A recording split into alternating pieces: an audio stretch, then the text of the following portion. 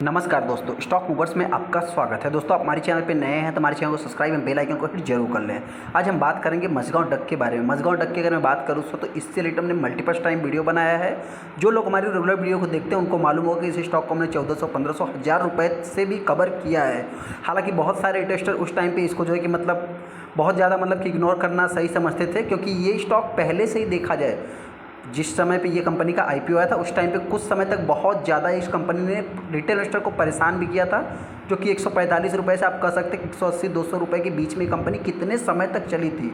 उसके बाद जब भागना स्टार्ट किया तब कह सकते हैं कि इसका जो चार्ट बना है इस टाइप से फिर तेज़ी, फिर इस टाइप से फिर तेज़ी, देखा है तो ऐसी तेज़ी देखने को मिली। और आज की अगर मैं बात करूँ तो आज भी सेम इसी टाइप का चार्ट क्रिएट हुआ है, वापस तेज़ी फिर वापस कुछ ऐसा, अंत में इस स्टॉक में अपर सर्किट जाके लगा है। बहुत सारे ट्रेडर्स के मन में डाउट होगा कि इस स्टॉक में क्यों अपर सर्किट लगा, जिससे रिटर्न बात करेंगे वहीं पे क्या ये कंपनी बिफोर ओएफएस के पहले 10,000 रुपये तक भी जा सकती है, जिससे रिटर्न में बात करूँगा।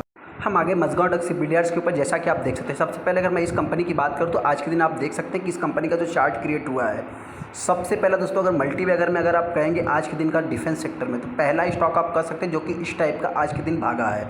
हालांकि ऐसे तो बहुत सारे टेस्टर ने देखा होगा कि बहुत सारी डिफेंस सेक्टर की कंपनियां भागती हैं, लेकिन जिस टाइप की जिस साइज में कि जिस पायदान पर ये कंपनी खड़ी है, इतना महंगा होने के बाद भी स्टॉक में लगभग आप कह सकते हैं कि 200 कुछ लाख टोटल शेयर ट्रेड हुए हैं। जिस हिसाब से कि देखा है तो 20-20, 25-25 मिलियन शेयर ट्रेड हो रहे हैं, तो उस हिसाब से आप कह सकते हैं कि इस स्टॉक में एक अच्छा खासा वैल्यूम क्रिएट हो रहा है, जो कि एक ज़्यादा प्रॉपर ट्रेडिंग भी आप कर सकते हैं। उसी हिसाब से अगर मैं देखा जाए तो यहाँ पे आप कह सकते हैं कि स्टार्टिंग पॉइंट में तेज़ी, एक वापस जो है कंसोलिडेशन फेस, अगेन फिर तेज़ी, फिर एक कंसोलिडेशन फेस। आप देख सकते हैं कि आखिरी क्षण में स्टॉक में 20% का सर्किट लगते हुए दिखा है। उसके पीछे का जो सबसे बड़ा रीजन है दोस्तों, आप कह सकते हैं कि जो यहाँ पे सिर्फ बिल्डर्स देखने को मिल रहा है, लगभग ये कंपनी 12 महीने में ही लगभग ऑलमोस्ट 300% के आसपास रिटर्न बना के दे दिया है। और ये जो चार्ट अभी क्रिएट हो रहा है, आप कह सकते हैं कि लगभग 6500 तक एनालिस्ट जो कि सजेस्ट कर रहे हैं। हालांकि आप सभी लोगों को पता है कि रिसेंट में जो तेज़ी के पीछे का सबसे बड़ा रीजन देखने को मिलता है, उसमें इकलौती ये कंपनी नहीं। यहाँ पे आप देखेंगे तो बहुत सारी डिफेंस सेक्टर कंपनियाँ देखने को मिल जाएगी, जिसमें कोचिन शिपयार्ड और गार्डन रिच का भी नाम देखने को मिलेगा। पूरे एक डिफेंस सेक्टर का बंच ही आपको देखने को मिल जाएगा। यहाँ पे देखिए एक जो खुशखबरी की बात बताइए, देखिए ऐसे देखा है तो बहुत सारे स्टॉक के लिए ऐसा कुछ नहीं, एक पूरा डिफेंस सेक्टर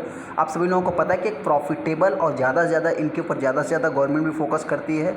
और सेकेंड आप कह सकते हैं कि एक ज़्यादा से ज़्यादा इनको जो अभी बजट की बात करें तो उसमें भी ज़्यादा से ज़्यादा अलॉटमेंट होते हुए दिख सकता है। जो इनका वैल्यू है, रेशियो है दोस्तों, वो ज़्यादा से ज़्यादा आते हुए दिख सकता है, जिसके कारण इन स्टॉक को भी लेकर के काफ़ी ज़्यादा अगर मैं एंटिक ब्रोकर्स की बात करूँ तो उन्होंने इसका कि आप कह सकते हैं जो 27% के आसपास, यहाँ पे आप कह सकते हैं कि 8 डिफेंस कंपनियों में लगभग दर साल जो कि आप कह सकते हैं बिक्री 27% तक बढ़ सकती है। ये तो जस्ट अनुमान है, हालांकि टैक्स के बाद इतना प्रॉफिट आ सकता है, 29% से 30% तक की बढ़ोतरी हो सकती है, ऐसा जो कि उनका मानना है। एक इंपॉर्टेंट पॉइंट ये भी बताना चाहिए दोस्तों, देखिए बहुत सारे इन्वेस्टर हो सकता है कि इस स्टॉक को बाई करना चाहते हैं, क्योंकि बहुत सारे इन्वेस्टर की रैली छूट गई तो हमने 10,000 का टारगेट दिया, तो इसका ये नहीं कि जो कि आप जाके इसको ब्लाइंडली बाई कर लें। लेकिन मेरा मानना इतना ही है दोस्तों कि हम इतना ही कहना चाहते हैं, देखिए अभी इस समय देखा जाए तो पूरा स्टॉक मार्केट ही रैली में है। ऐसा नहीं कि ये डिफेंस सेक्टर कंपनियां भाग रही, हाँ एक डिफेंस सेक्टर जो कि देखा तो 5 से 6 सालों के लिए अगर आपके पास टाइमिंग है तो आप चाहे तो इनके साथ जा सकते हैं, लेकिन ऐसे में हो सकता है कि आने वाले समय में कुछ कंसोलिडेशन फेज भी आ सकता है। इसके लिए भी आपको प्रिपेयर्ड रहना पड़ेगा। वहीं पे अगर आप अभी तक का देखेंगे दोस्तों तो अनुमान जो है इसका जो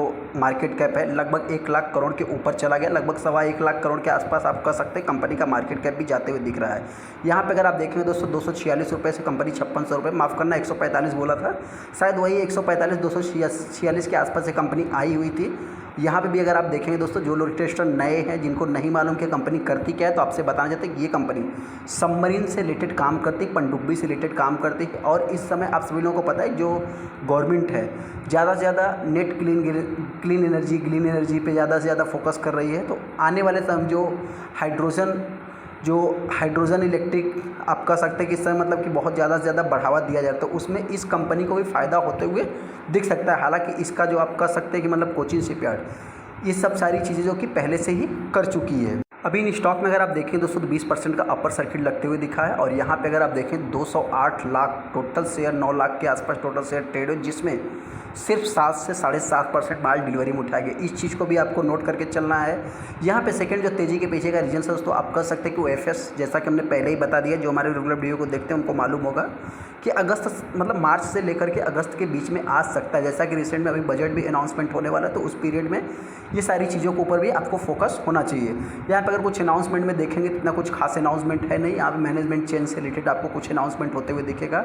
जो भी अपडेट रहेगा ये सारा पुराना रहेगा। हाँ, सेकंड जो सबसे बड़ा अपडेट देखने को मिलता है, अभी ये कंपनी जो कि एक आप कह सकते हैं कि एक रत्न जो मतलब कि नवरत्न में होती है दोस्तों, उसमें इस कंपनी को जगह मिल गई है। अभी बहुत सारे इन्वेस्टर इस स्टॉक को बाई करना चाहते हैं, जिनको देखिए जो इन्वेस्टर इस स्टॉक को बाई करना चाहते हैं, अगर आपके पास लॉन्ग टाइम का टाइम है तो आप इस कंपनी के साथ जा सकते हैं। मेरे पॉइंट से देखा है तो मझगांव डक हो, चाहे कोचिन शिपयार्ड हो, चाहे देखा है तो गार्डन रिच हो, ऐसा नहीं कि एक ही इकलौती कंपनी भाग रही है। यहाँ पे आप देख सकते हैं गार्डन रिच में भी तेज़ी देखने को मिल रही है। यहाँ पे अगर आप देखेंगे तो आपको कोचिन शिपयार्ड में भी 10% का सर्किट लगते हुए दिख रहा है। तो इस हिसाब से कोचिन शिपयार्ड भी देखा है तो पीछे नहीं है। हालांकि मझगांव डक और कोचिन शिपयार्ड और गार्डन रिच की अगर मैं बात करूं तो तीनों कंपनियों का अगर आप प्राइस देखेंगे तो आप कह सकते हैं मतलब कि सिमिलर ही आप कह सकते हैं। हालांकि इनमें शायद गार्डन रिच ने कॉर्पोरेट एक्शन हुआ है नहीं हुआ है, आप चाहे तो हमको कमेंट करके बता सकते हैं, लेकिन हाँ कोचिन शिपयार्ड में कॉर्पोरेट एक्शन हुए हैं। अभी जो भी इन्वेस्टर इस स्टॉक को बाई करेगा, मेरे पॉइंट से देखा है तो हो सकता है कि बिफोर OFS के पहले या